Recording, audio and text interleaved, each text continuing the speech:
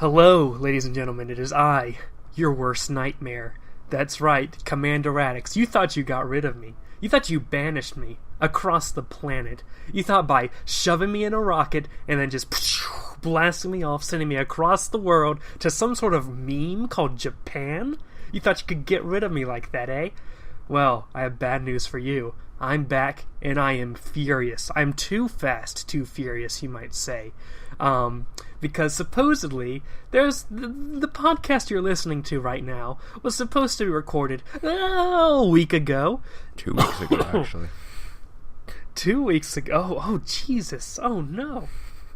Okay, so we've lost our backlog padding we had when I step out of the room for 1 second. I leave the Eastern Standard time zone, and the laser Koalas falls apart immediately. I'll have you know, if you're listening to this, we recorded this about 11 hours before it comes out? Is that right? Yeah, close. But yeah. Yeah, we're 12 hours exactly, I believe. 12. Okay, so we're recording this about 12 hours before it goes out. Typically, these are recorded 1 week, 2 weeks in advance. So I'm here. I'm slightly sick, and I am on an island prefecture in the East China Sea, currently going through a typhoon. And yet, here we are. We're doing it. With me today is Ultrox Infinity. That's me. That's him. And I just want to say, it was a struggle to get here. It was a war. Like, when the Americans say they fought in the Pacific Theater, I was like, it can't be that hard to go from America to Japan, island hopping. It was a war. It was terrible. Specifically, the thing that makes me pissed off is the TSA. So, I took off from Atlanta airport, actually, not my usual Charlotte airport. But I went over to the Atlanta Oh, is there a problem? Ignore it. I'll cut it out. Okay. Are you editing this? I don't know. What? It's fine. But, because, I'll be awake for the next few hours, so, That's you don't have to worry about getting things done, in the AM. But, Atlanta Airport. Atlanta Airport. So I was going through Atlanta Airport, and let me just say, I want to burn Atlanta to the ground. Sherman didn't do a good enough job. I need to do it better. Specifically, I want the epicenter of my flaming vengeance to be the Atlanta Airport. Now, you might say, no, Radix. Airport security and threats are kind of a touchy subject. You might not want to do that online. Are you sure? Or, just to be clear, are you, making a terrorist threat against the Atlanta Airport? The answer is yes, absolutely. So, going through security, going to the TSA, the whole part where you have to take off your belt and your shoes and all that weird stuff, there's no sign anywhere saying what you need to do to put it in you need to take out and put in the bins or anything. So I'm just looking to the person beside me and the person next on the other side of me. We're both going through this war. We're both storming the beaches of D-Day, hoping we don't get a bullet in our heads. So I'm like, okay, I'm seeing this person take off his belt, his shoes. He's putting his bags in a bin. So and he's saying on his laptop, his pants, his shirt. Well, not that. He's taking off his underwear now. Oh no. Oh no. Security. But I lost my train of thought. Putting their laptops in the thing. So I'm like, okay, I see these bins, I guess I'm gonna put this stuff in here. I'm putting it into the bins. I'm already taking up 2 bins because I have a big backpack carrying all my stuff, and then a personal item laptop bag carrying all my laptop stuff. So I'm completely unpacking pretty much because most of my stuff is technology related because I live off the technology. I'm unpacking the stuff. I'm putting in the bins. I'm I don't want to take up the entire row with my bins, so I have it in 2 bins. But stuff's being covered up by the stuff, and take out the shampoo bottles and all that stuff because God forbid I want to make a terrorist bomb with some bottles with some shampoo. Want to make that plane squeaky clean.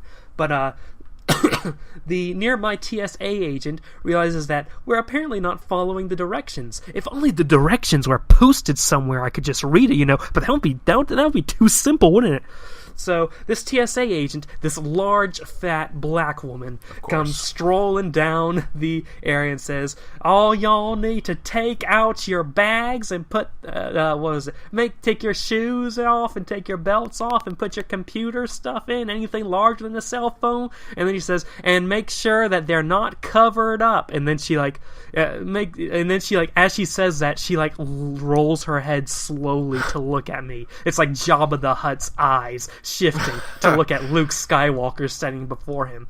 And I'm like, it was clearly a very passive-aggressive, not direct, but looking me in the eyes direct, saying, hey, you messed up. And I'm like, oh wow, you know how you would simplify the process so you don't have to go around sounding all sarcastic and passive-aggressive, saying you need to do it like this? Put freaking signs somewhere, please, God, I'm begging you. But so I'm like, oh, okay. So I get I get more bins to space out my stuff because apparently I can't cover up stuff if only that was posted somewhere, and I didn't have to get that told to me by a very passive-aggressive black woman mad with her incredible powers.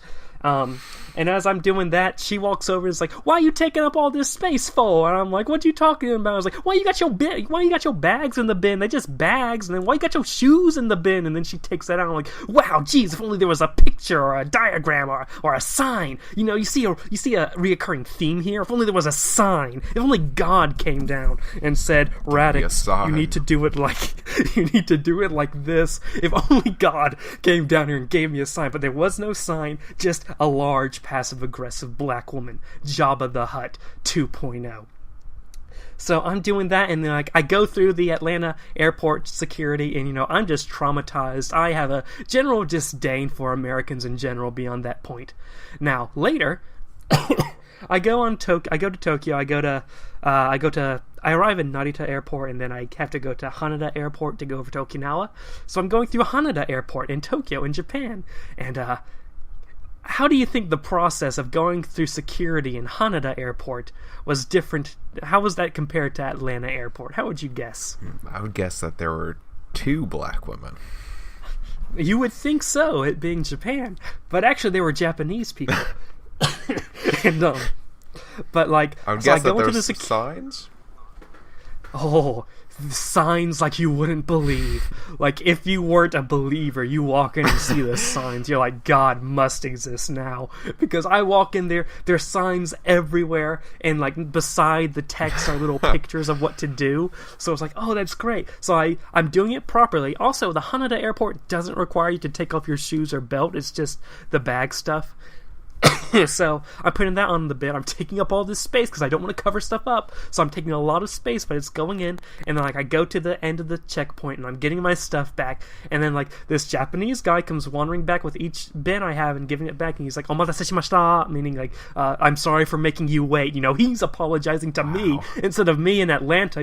Bowing to the large black woman. Now I'm having this Japanese TSA agent bowing to me, and I'm like, "Oh, arigatou gozaimasu," and I'm getting my stuff. And he brings each bag out. I had each bin out, and I had 6 bins. I had a lot of stuff, and every time he's like, "Omatase shimashita," and I'm like, "Oh, thank you." And it was just so much more of a better experience. It was like, all right, I can stay out of America forever now. The TSA agents are so radically different, and the security checkpoints are so radically different. It was ridiculous how just the juxtaposition of going from Atlanta to Tokyo and then Tokyo to Okinawa, just ridiculously different service.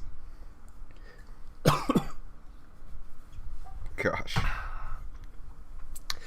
So that was my little tirade. So what you are trying to say is that America's the greatest country in the world. Oh, that's what I'm absolutely saying it. Apparently, after I left, headed towards Japan, a lot of shooting started taking place in America. Every time I'd scroll through Google News, there'd be some new shooting. I'm like, was it always this bad, or is this just that time of year again? I'm looking at the news, and then come to find out that Japan now issued a travel warning to going to the United States because of the gun violence. I'm like, was it always this bad, or did it just suddenly get real bad the moment I left? It's spring cleaning. Spring cleaning, I like it. That's the seasonal shootings are spring cleaning. So how have things been for you, old Trox? I think this should really be the Radix is in Japan podcast now. Right. Well, that's my most significant story, though. The one I'm most passionate about, I guess. You know, I could say other things like, oh, haha, I went to the Tokyo hotel, and haha, there was a weird toilet with multiple buttons, but, like, everyone said that before. Did you use the toilet, though? Yes. It took me a while to find how to flush it, because I thought, oh, there's all these buttons on the toilet, surely the flushing button must be somewhere on it. Nope, after about, like, 2 minutes, which doesn't sound long, but when you're trying to figure out how to flush a toilet, 2 minutes is a long time. After 2 minutes, I look to the sink counter beside the toilet and see this flush thing attached to the sink counter, otherwise not attached to the toilet in any other way whatsoever. I'm like, is this it? This couldn't be it. Flush? Oh, it is it. It's so that you don't have to look back at your poo when you flush. I see. Is that a thing? I don't know. I always look at my poo when I flush. I guess is that weird? I guess for health concerns, like if it looks Sure. ridiculous, like it looks like it came out of a Dr. Seuss book, you might want to tell someone. Yeah, that's why I look for health concerns. Did you use the special functions on the toilet? I think. Is there even an option to not use the special functions? Like, is there toilet paper? Yes, there's toilet paper. Just You're making not, sure. Forced into a contract where you have to press the button. I did use it because, like, why wouldn't you? Of course. You know, it's a once in a lifetime opportunity. And let me tell you, that was unsettling. Like, I walked out of the bathroom like a changed man, just like with a face of like, oh, like I just went through a different life experience just right then and there. Step.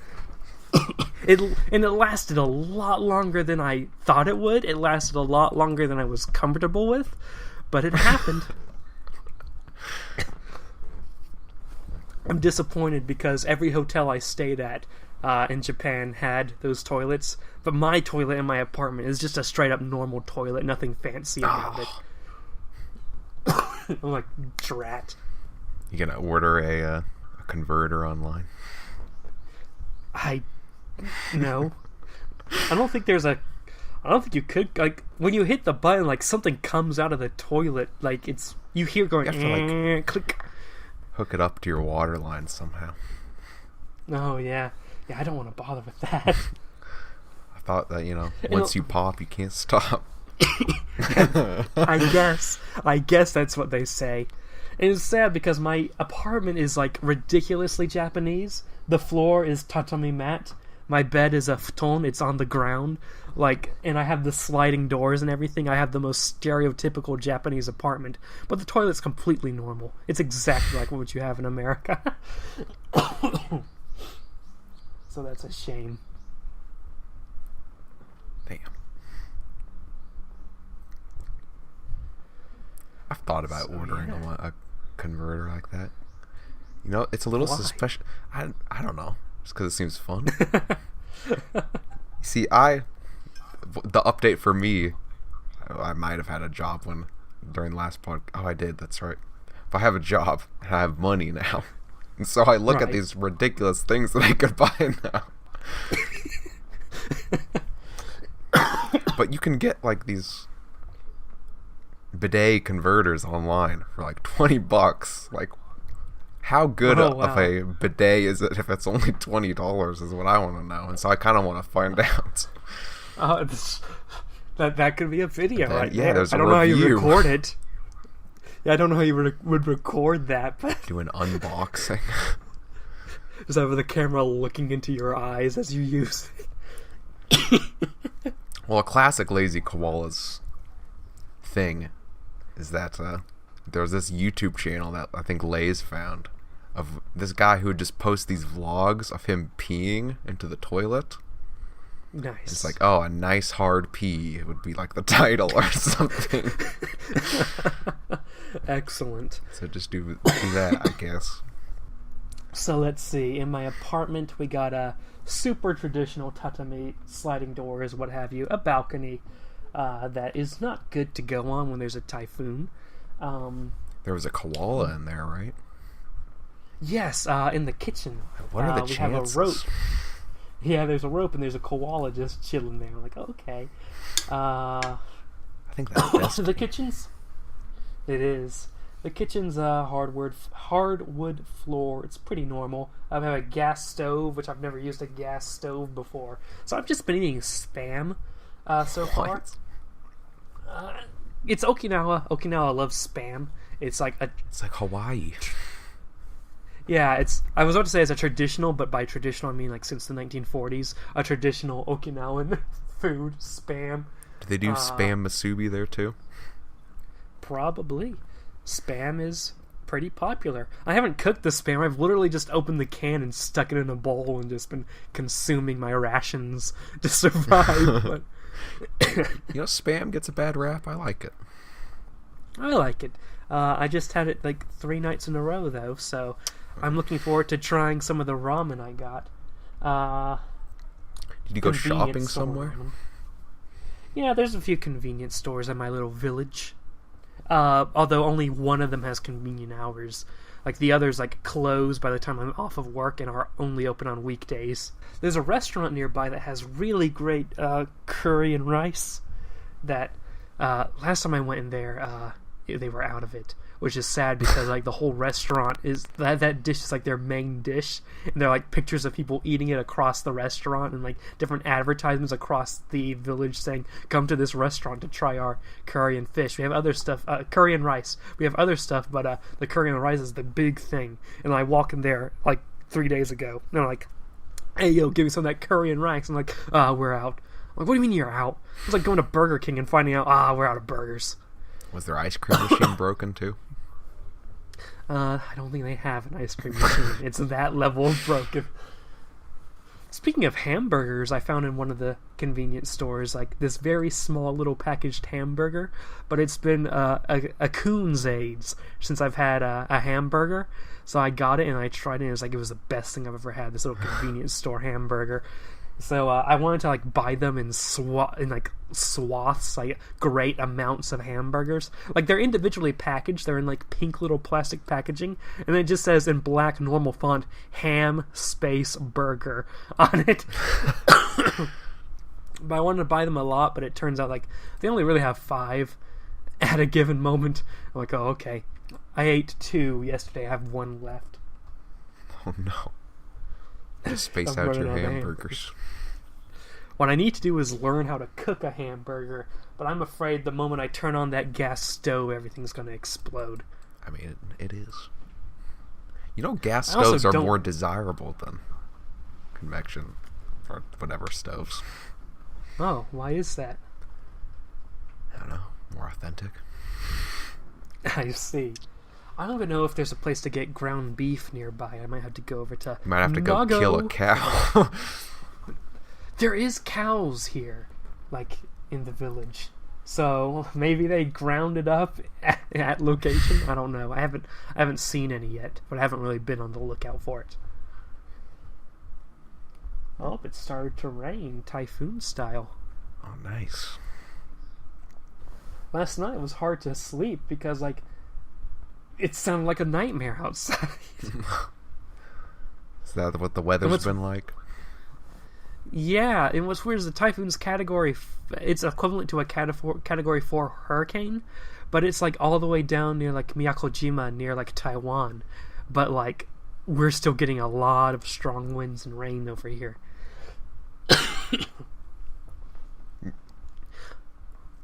So you leave the hurricane area and then go to the typhoon area. Typhoon area, yeah. Although North Carolina wasn't really that much of a hurricane area. It's not like Twisted, Georgia, dying constantly area.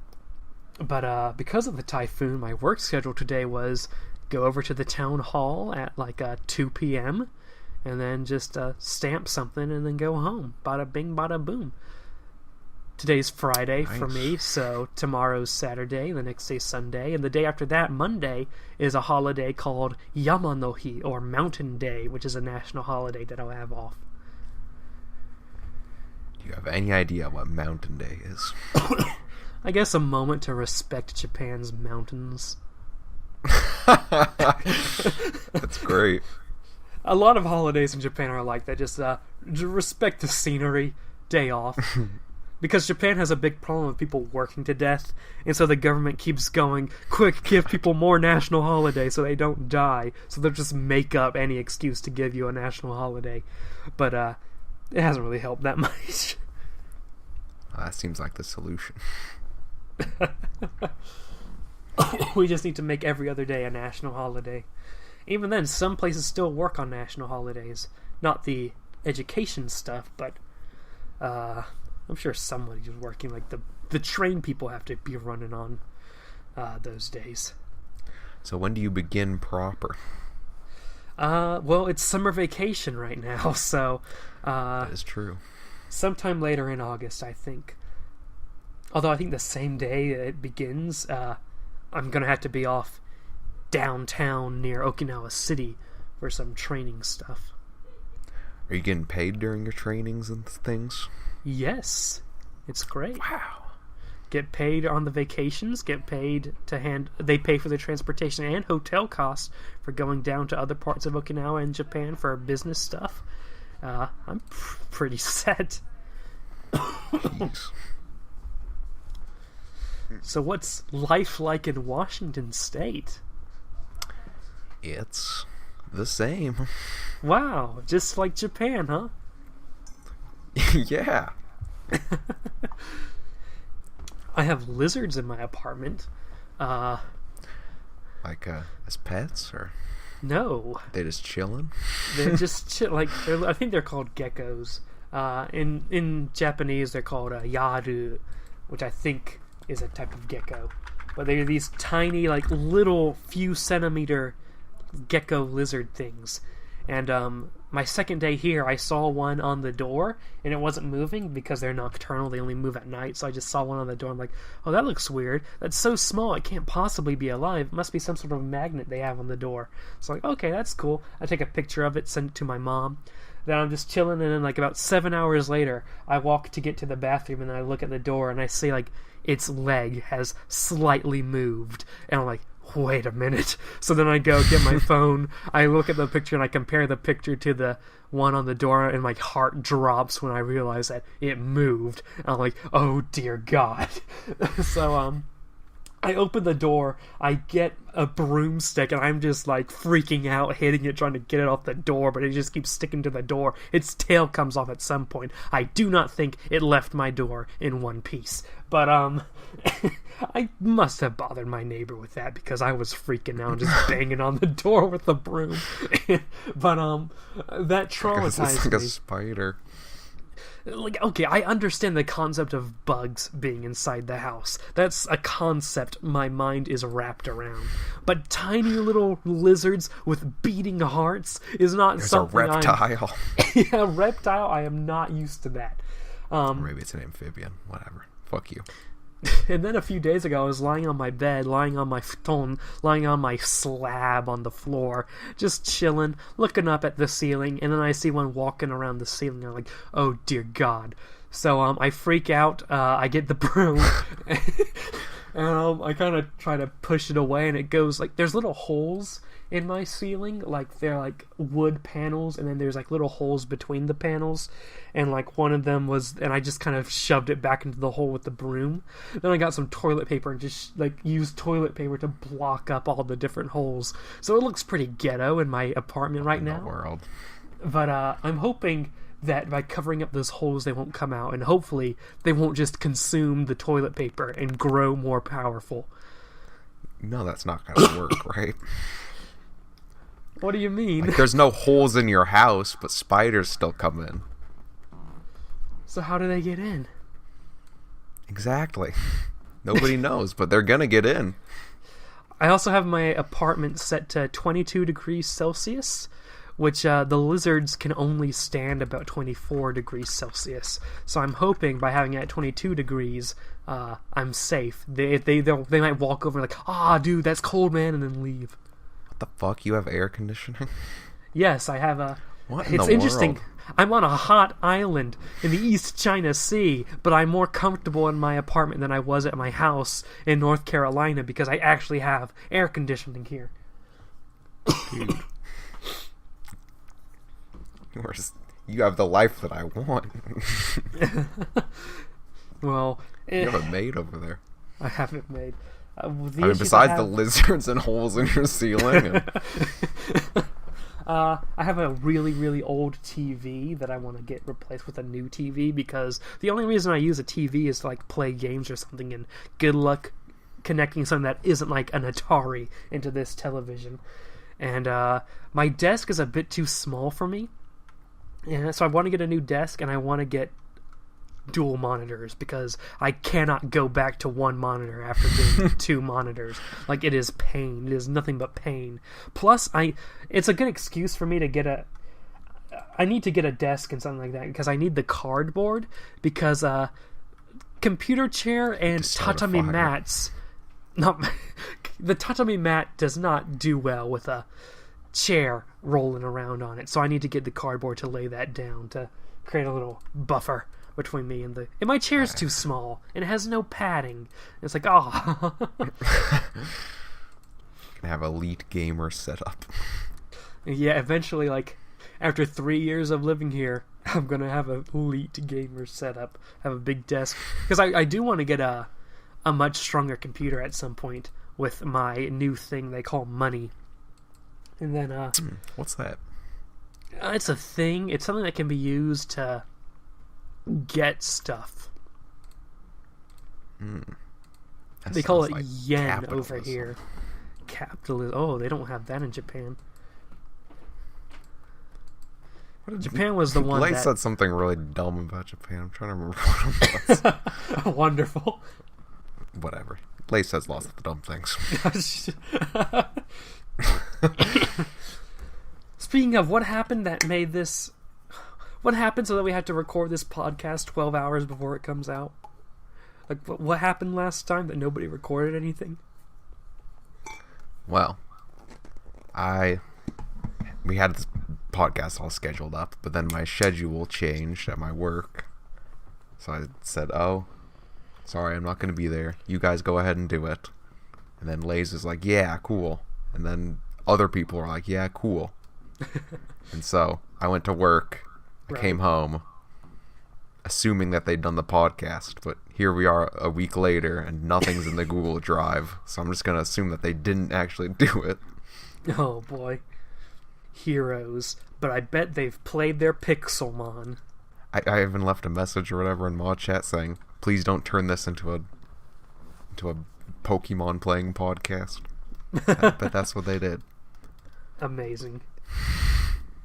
You know what? Let's turn this into the Fuck the Lazy Koalas podcast. Yeah. Fuck those guys. Who are we roasting today? You know, Lays uploaded a video recently that was actually pretty good. Oh. Yeah, the Pokemon, I actually like that. Oh, since this is coming out in like 12 hours, I'm not going to bother with the show notes. So, if anyone listening to this podcast, go find it yourself.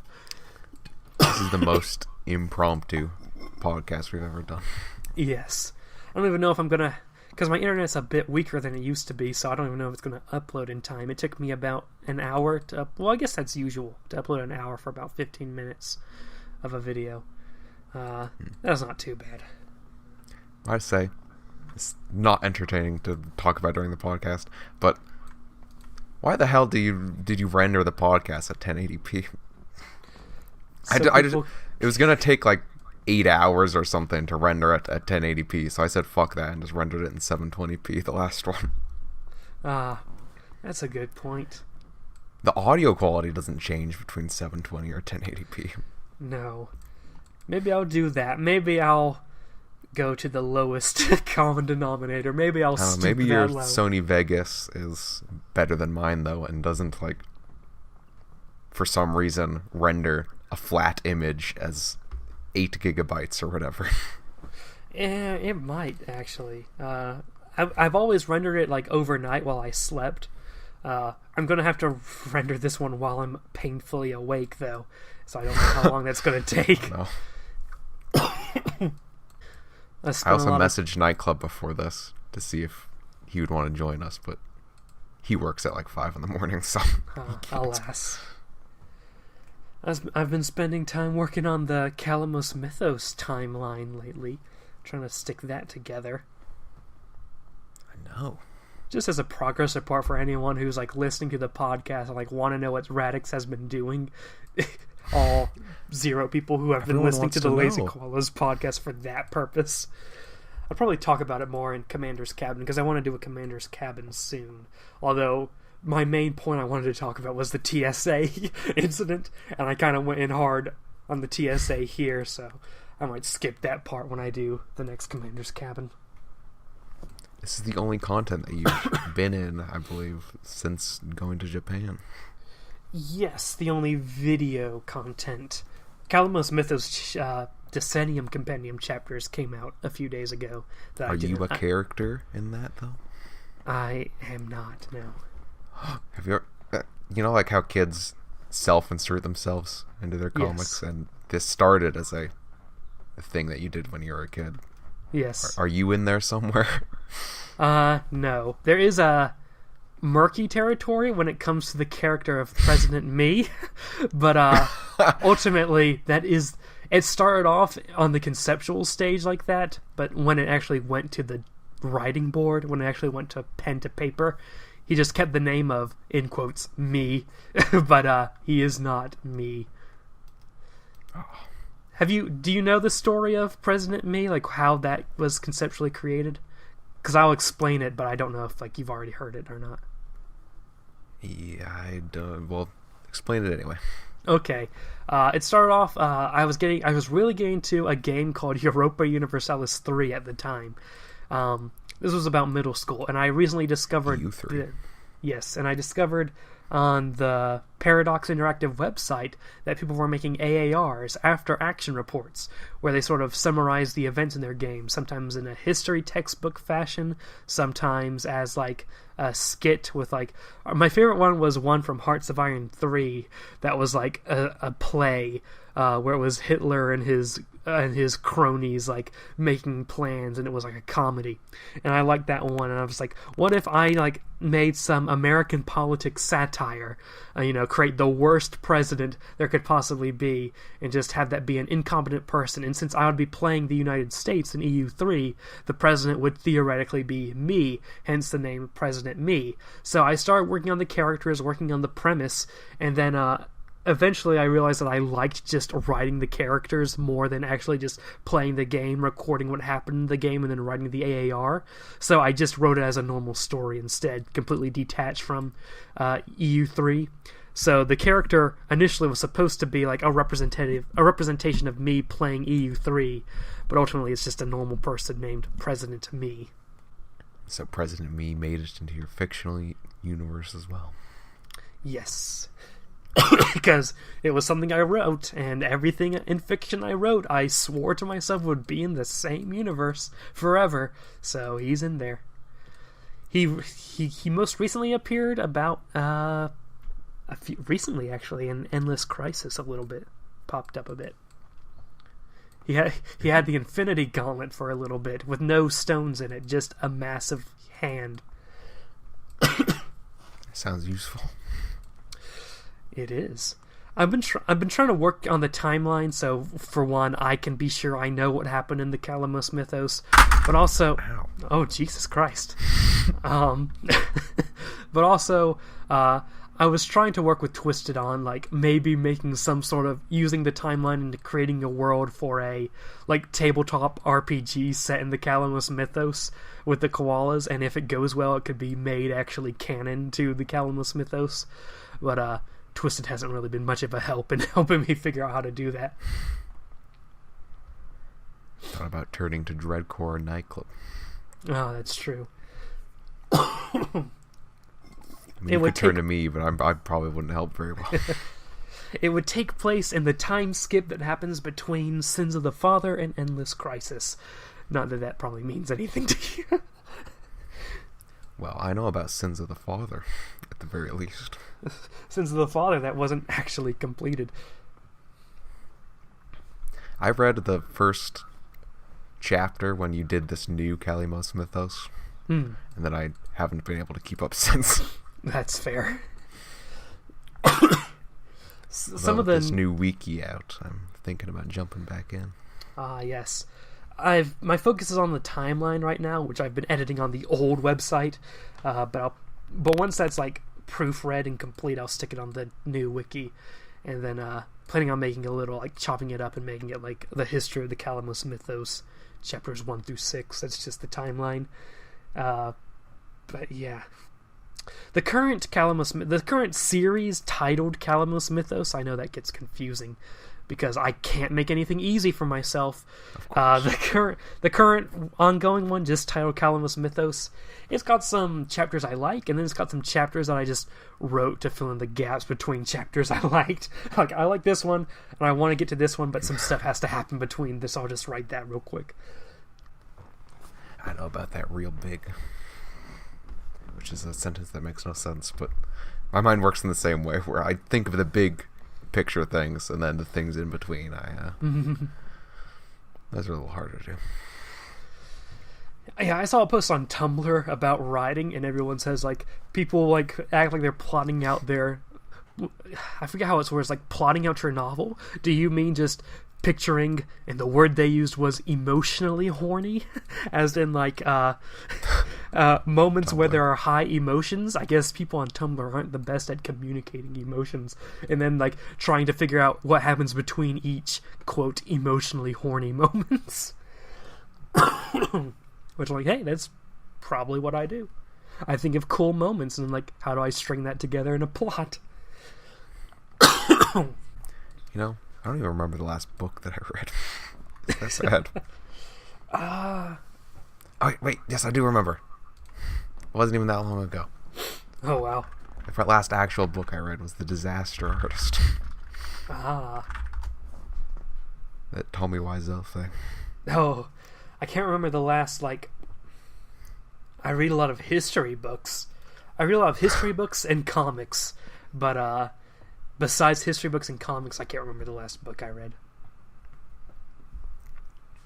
You know, one of the first things, like, when you joined the Lazy Koalas, I heard that you, like, wrote a book, and that really impressed me.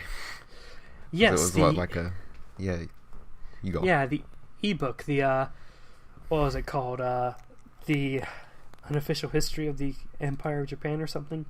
It was a history book. It had two purposes: to tell the history of the Empire of Japan and also provide a cultural insight to help non-Japanese people understand I'm a real proponent of this idea in history and political science called the national psyche, which is the idea that at times a nation can act because in general a majority of the population holds a certain viewpoint. And I think that's crucial in understanding a lot of Japanese history, particularly the imperial era. So I wrote that book with that in mind, trying to explain thought processes. I took it back because I wanted to provide actual reference notes and citations, and then I just got caught up in all the different citations I had, and then just went, eh. Now, you need to write a sequel now that you're in Japan. Of, like, what, modern Japan, post-World War II Japan? Sure. Post-World War II Japan history isn't that interesting. It's a lot of politicians being politicians, and occasionally a huge earthquake. Occasionally, like, an anime will come out that revolutionizes the culture, but... What was the last anime that came out that revolutionized the culture? JoJo? I don't know. I don't think JoJo was that revolutionary. The big revolutionary ones I can think of is Gundam and Evangelion. Gundam was big because it helped people understand that anime could be more serious, could be more adult. And then Evangelion really sold the idea that you can tell a good story in just like 20 episodes, and it doesn't have to be a whole 72 episode thing. Haruhi Suzumiya also made a big impact in light novel adaptations when that came out, and people realized, hey, we could just take these light novels and just turn them into anime, and that could work. I don't know where to go from there. I don't really know about anime. Right. What would you say? Again, this podcast is all over the place. It is, but what are you gonna do? What's a good anime for a beginner like me? Be it Gundam or whatever you want to say.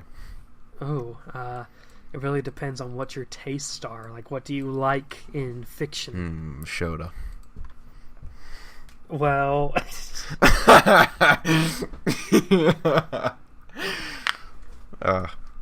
I've cracked my knuckles about 5 times today, and it's worrying me.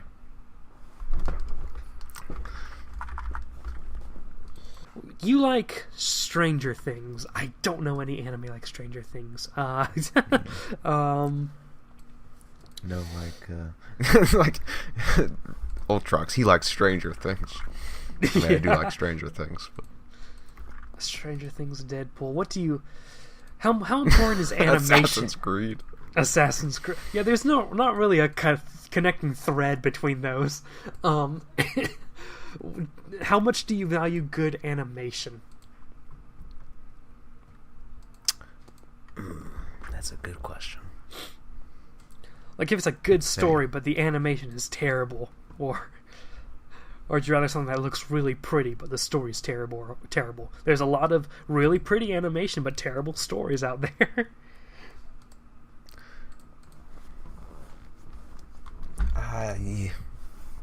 I want to say that I probably value story more, but I know whenever I watch a show that I don't like the animation, and it kind of irks me. So, so do with that what you will. Yeah. What was that?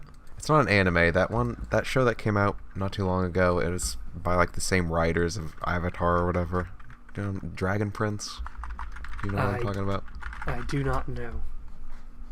Dragon Prince. It has the animation, if you took like a still frame of it, it looks great. But it has that sort of choppy animation that runs at like 5 FPS or whatever. Oh, really I see. Anywho. How like what animes have I watched? Let me see. FLCL. It's kind of an odd example because. Right. Do you like Ruby? Ruby, yeah. Is Ruby? I have a controversial question for you. Is Ruby a real anime? Oh, I have a very passionate answer for that. That's going to get us hate if the Ruby fan base listens. But yeah, Nightclub better not be listening to this. He's a hardcore fan.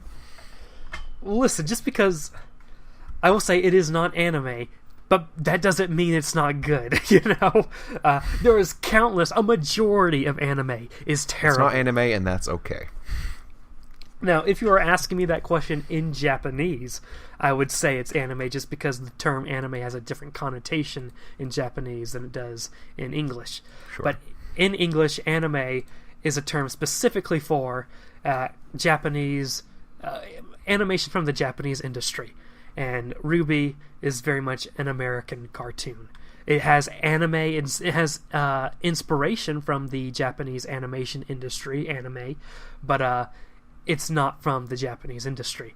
Therefore, it's not in the English use anime. That does not mean it's not good. That does not mean because most anime is bad. So just because it's not anime doesn't mean it's not. I was actually going to make a video about this, to be honest. It's a weird kind of why do people care that it's anime? What is That's a very good question. I have no idea why people. Oh, it is totally anime because it has this style. I will. In fact, I like it because it's not anime, because that makes me not a weeb. Okay, I will concede that it has anime style, but anime as a word is industry based, is national industry, Japan based, that sort of stuff.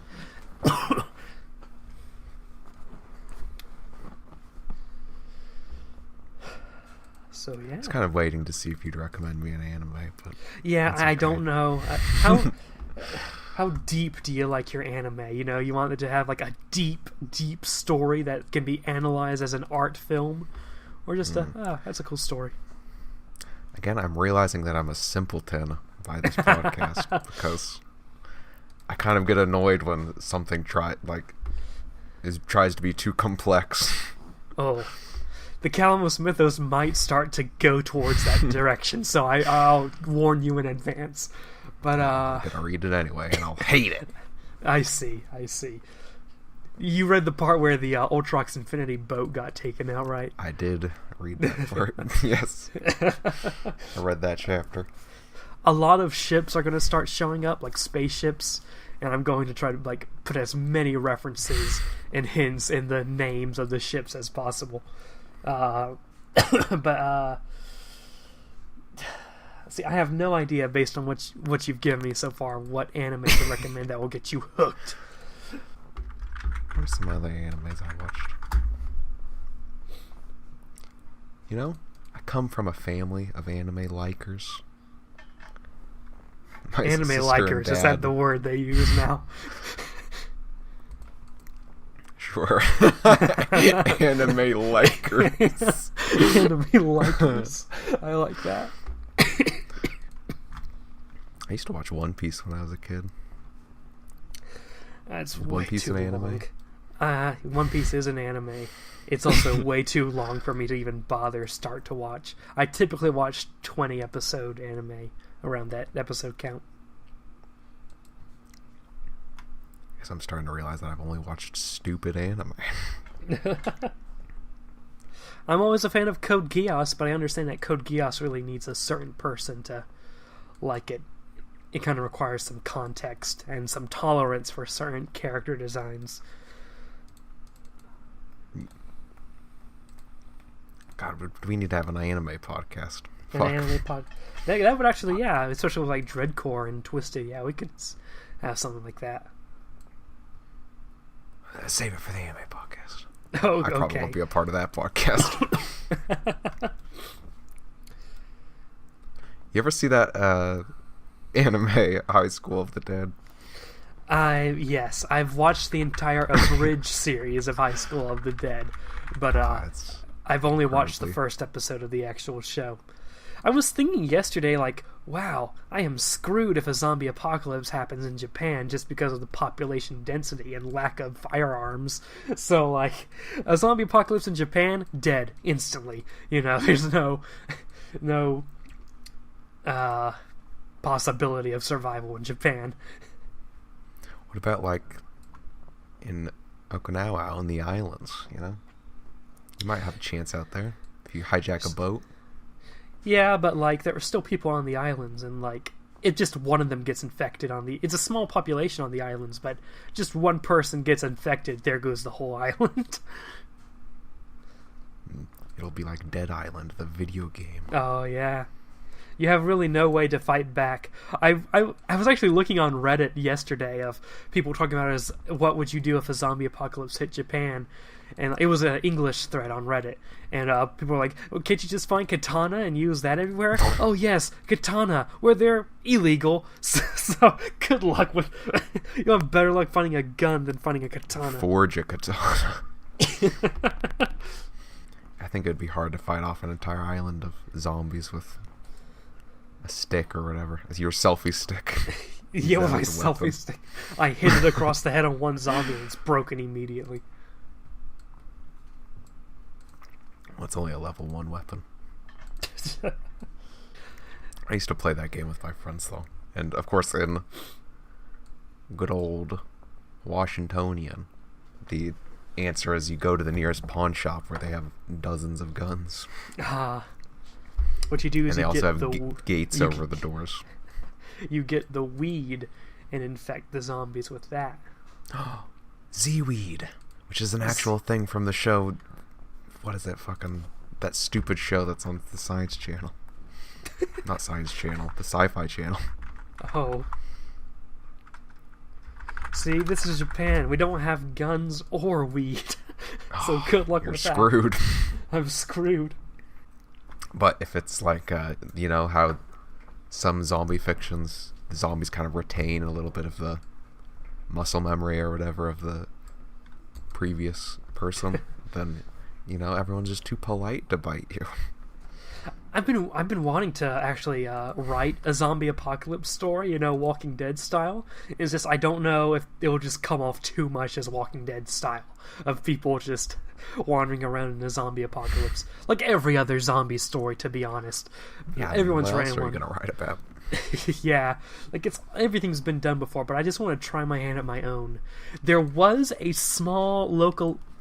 Well, there have been two kind of zombie apocalypses in the Kalamos mythos. One was Blackest Night, but that's not a typical zombie apocalypse. That's Black Lanterns and all that. But also in the Kalamos mythos, there was an incident in which all of Korea was quarantined and became zombies.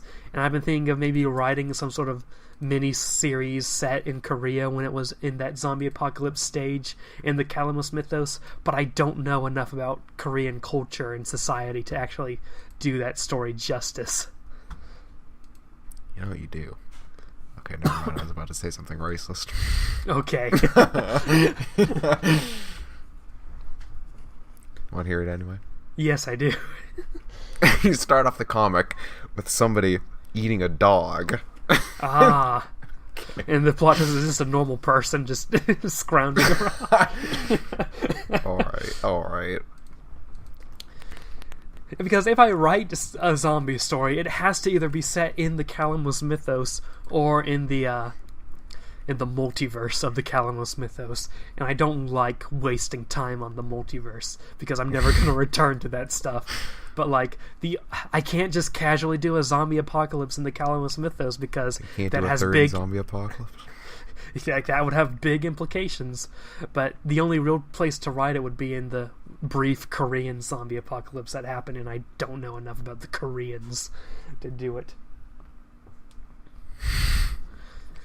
You can do hours of research on Korea and Korean culture just so you could write a zombie apocalypse fiction. It's like if I write a zombie apocalypse, I want to write it in America or in Japan or someplace I at least have a better idea of, like in Europe. But I have no connections to Korea. Korea is so alien to me. And what do I? And the whole point of zombie stories is to reflect on society and stuff like that. It's a whole big allegory. What do I have to say about Korean society?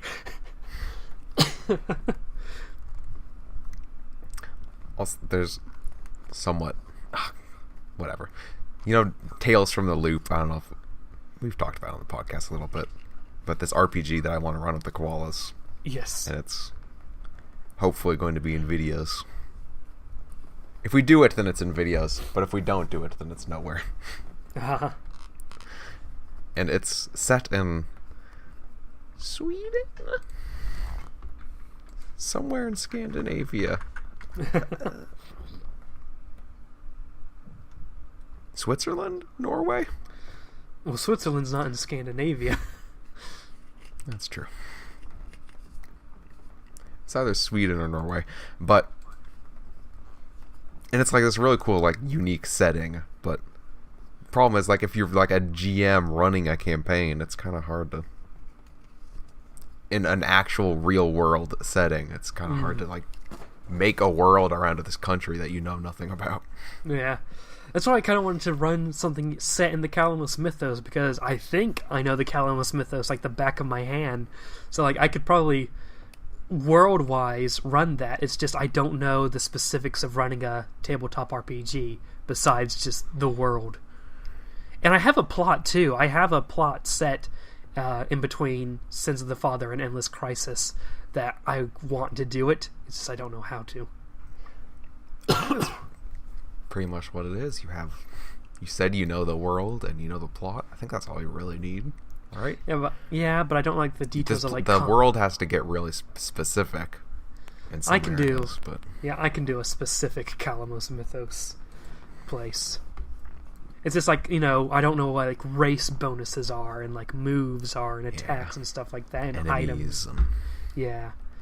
And if it was a Kalamos mythos, am I going to give you an option to be everything from a human to a Kryptonian to a Cybertronian to a freaking... it's a big universe out there in the Kalamos mythos.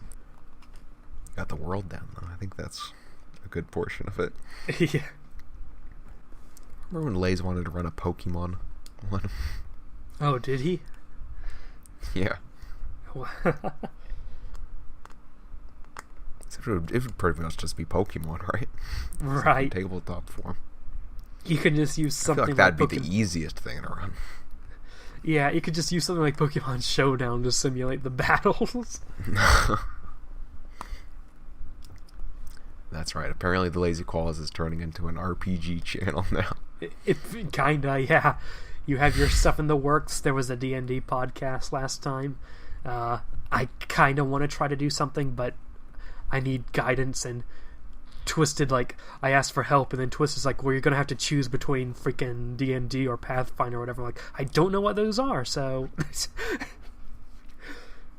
thanks for the guidance, Twisted. When it comes to RPGs. Is that a thing you can be racist about? Well, I don't know what else you would call it. Gamist. Gamist. Us gamers are being oppressed. We need to rise up.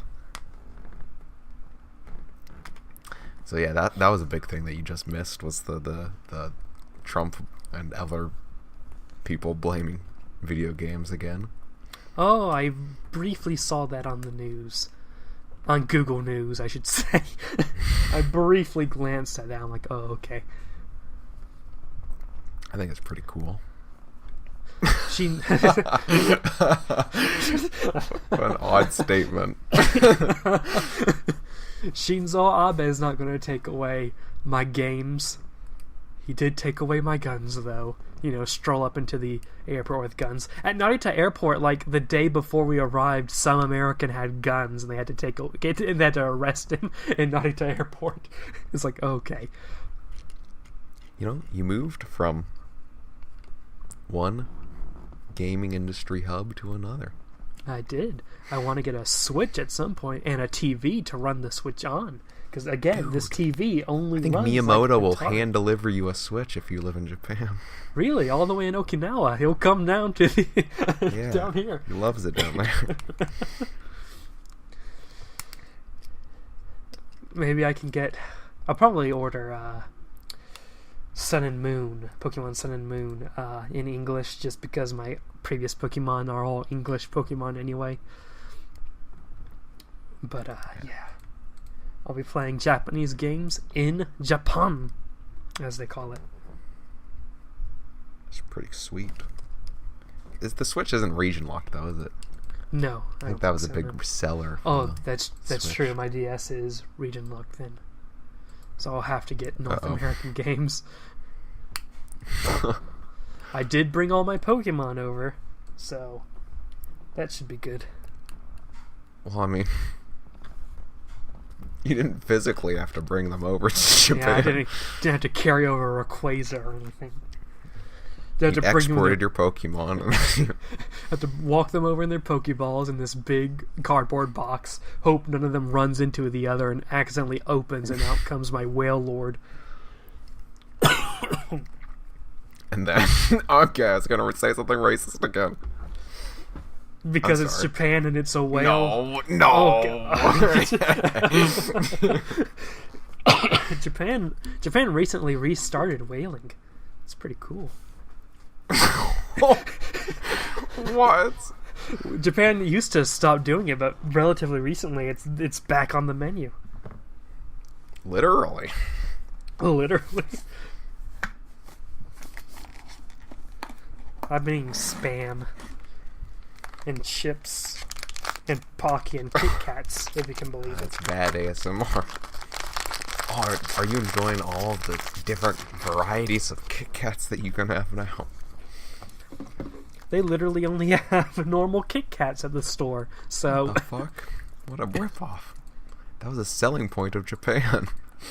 Apparently the most popular type of chocolate here, like chocolate bar, is a chocolate called, like their Hershey's is called Ghana.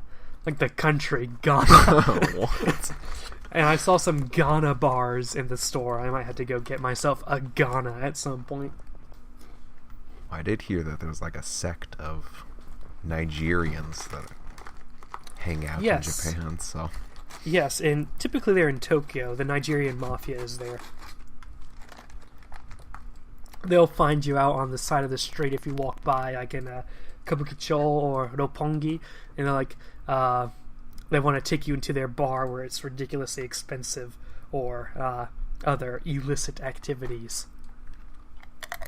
Oh. Sounds fun. Yeah. I saw a funny video of some like European dude in Europe who who encountered a Nigerian mafia guy, and the European dude was like so, I don't even know if I can find that video again, but like he was so like I don't even know the word for it. A Nigerian Aroused. mafia, Japan. But like he was I wish I remember the word. My English is dying. But Perplexed. yes, this is the one. I think I'll just stick it in the I'll just stick it in the freaking mod chat, because why not? This isn't good for a podcast to just play this video, but Nah, it's fine. it's a real funny video. Hello. Let's not drink. Drink. No drink. What are you looking for? I'm looking for pussy. I'll give you. Nah. I can get on my own. Yeah, you're on. Easy mode. The one, but the one. You don't me. Don't follow me. Don't follow me. Take a look from my stupid. Don't follow me.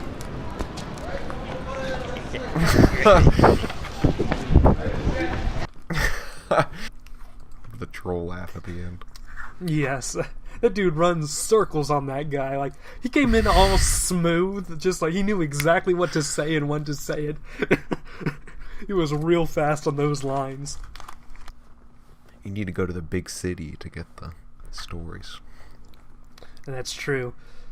Tokyo's a bit off, but maybe I can go down to Naha. Although Naha's a bit chill, though. So, the big stories is really the Nigerian mafia in Tokyo. It's It's not gonna be Japan. like a vlog that's like Radix joins the Yakuza. Radix just casually joins the Yakuza. You don't really see the Yakuza unless they make it known that the Yakuza like some festivals will invite them over and stuff like that. They don't see you. You don't see them before it's too late. Right. The Yakuza don't really bother anybody unless you're like a CEO of a major corporation or a politician. Which you will be. Of course I will be. But Japan's pretty calm, you know. Nothing happens until the country itself tries to kill you with earthquakes and typhoons. Occasionally the active volcano. Tsunamis. It's true. Life was not supposed to grow on that island. It's unnatural that there are people here God's trying to take it back. so bitter they had to try to take over the rest of East Asia just to have some place to live. So we've been going for a while aimlessly. I don't want to extend my rendering time and upload time. I have no idea how my internet's going to be able to handle this. Alright. Well, do you have anything to plug? Well, first I want to plug that in the Lazy Koalas podcast, every podcast will do the hashtag Ask Lazy Koalas section. Please tweet at us. Please give us questions or topics. Please say hashtag Ask Lazy Koalas. We're begging you. We're desperate. We're dying. I have a question. Yes. Who's your favorite Bionicle? Toka Nui. That's probably an answer. To plug, I just want to plug the Kalamos Mythos new wiki website. It's where everything's hosted now, except the timeline, apparently. But that will get there eventually. So, I'm not going to put the link in the description. Look it up. Go search for it. It was Yeah. it was in the description of the D&D podcast. Oh, okay. It should be like kalamosmythosdatabase.shoutwiki.com or something like that. Do you have anything to plug? That's gonna bring you to a porn website. Yeah. Don't go there. I got absolutely nothing to plug. I'm very sad. Excellent. Just as a human being, I'm very sad. All right. Thank you all so much for watching. I know this seems like it was done 12 hours before it came out. Because it was. That's the end of the statement. We came in with no plan. I don't think it went as bad as it could have gone. But yeah. Discord is in the description. Twitter in the description. Subscribe. It's beside the description box, I think. And yeah. Have a great day, ladies and gentlemen.